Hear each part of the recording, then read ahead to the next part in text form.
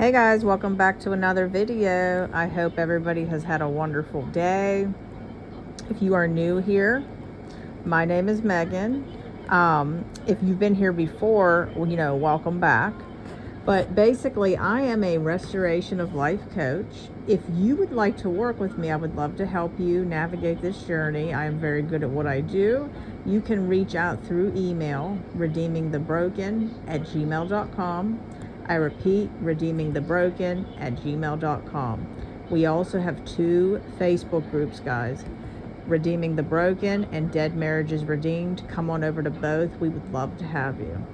Okay, so this video is going to be really good because it's going to help provide validity to a lot of you guys on this journey, because trust me, I get it. When there's a lot of abuse going on from the prodigals, you are going to see yourself as unworthy. You are going to see yourself as inadequate. There's so much that gets into this, guys. I break this down to a lot of my clients individually based off of the context of their situation. But a lot of the time, what people don't realize, and I'm going to break down a couple examples. Again, there's so much more detail, but for the sake of time and rambling, it's hard to get into that in a video. So again, like I said, if you'd like to work with me one-on-one, you can reach out through email. It's in the beginning of the video, to be able to better give me context to your situation so I can help navigate it, provide understanding to what's going on within your spouse and yourself and all that stuff. Okay, so basically, when you're dealing with romantic dynamics, now this is honestly, to be honest, every dynamic, but it's always going to show up the most in a romantic dynamic. You're dealing with a lot of inner wounds, which we've discussed before. However, let's take a wife dealing with a prodigal husband who's very abusive verbally and says a lot of mean, critical things, nitpicks, and you're dealing with a lot of abuse. I mean, like, it could be so many different things. It could be cheating. I mean, just, they're not treating you right, okay? What you have to understand is that is projection of what they really feel about their mother on a subconscious level. I'm going to repeat that. It's really how they feel about their mother on a subconscious level. Okay. Then, so that's what they would call the mother wound. Now, this doesn't necessarily mean that they had a bad mother. We can have mothers that show up in all different ways. First off, we have to understand none of us are perfect. That is just the way that it goes. But you could have had an absent mother. Maybe you never knew your mother. You could have had a mother who did not make room for your emotions. Maybe she was one that, like, again, didn't really understand her own emotions. So she definitely could not process yours. So like when, as a child, like the boy would be crying and maybe she would say, oh, you're okay, you got to be strong, or, oh, it's okay, or please stop crying. Like, in other words, she wouldn't sit and make room for the emotions. And there's a lot of people guilty of this, especially a lot of you mothers right now. I'm letting you know now who have kids. You're sitting around with your children, depressed, going through this journey, and you are unaware of what is happening right now with them. So we all do the best that we can. I'm guilty of this myself, okay? This being said, at a young age, this sets in to the little boy. And then let's say there is a mother who's very critical, and she puts the little boy at a high standard where she wants him to accomplish certain things. Like, in other words, she's very controlling, very overbearing. That too can contribute to a mother wound, which is why you see a lot of men end up being controlling and critical. Then maybe they dealt with seeing their mother get abused by their fathers. and maybe they seen like her stay and just keep getting cheated on or talked negative to. What happens is the way that they see their mother is weak, and then they grow up seeing women that they get romantically involved with as their mother. So what do? And there's so much more. Like I said, these are just a couple examples, guys. I could talk about this for days because there's so much context. That's why I have to know your particular situation. What happens is they project all of their unhealed anger onto the woman that they're with, because they see the woman as their mother on a subconscious level. Remember, now none of this is conscious. Now, the older that they get, if they get involved with like somebody like a mentor, like I talk to a lot of men that overcame this, that we work through this with, returned prodigals, all of that, they are now aware. So they can choose to make a different decision, but they were unaware for years. Okay, but so in other words, they're almost subconsciously punishing their mother for what they didn't receive, but they're unaware that they have these feelings towards their mother. That's why you see such a love-hate dynamic.